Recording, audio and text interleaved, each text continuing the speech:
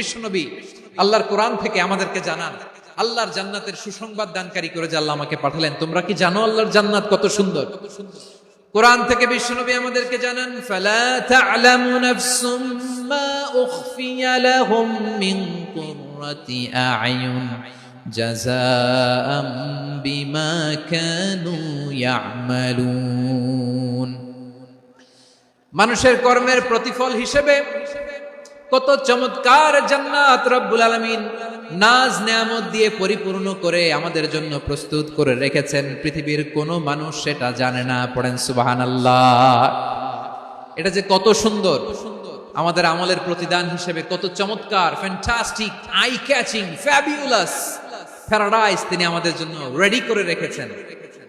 এটা কেউ জানেই না, কল্পনাতেও আনতে পারে না। সুবহানাল্লাহ পড়েন।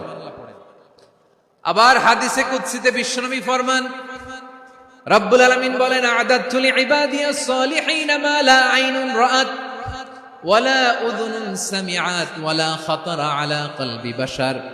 আল্লাহ বলেন, আমার নেককার বান্দাদের জন্য এমন চমৎকার জান্নাত আমি রেডি করে রেখেছি, মা লা আইনুন রাআত, কোন চোখ সে জান্নাতকে দেখে নাই, ওয়ালা উযুন সামিআত, কোন কর্ণকুহর সেই জান্নাতের আওয়াজ শুনে নাই, ওয়ালা খাতারা আলা কলবি বাশার, মানুষ কল্পনাতেও জান্নাতের ছবি আঁকতে পারে না। সুবহানাল্লাহ, কল্পনাতেও ছবি আঁকতে পারে না।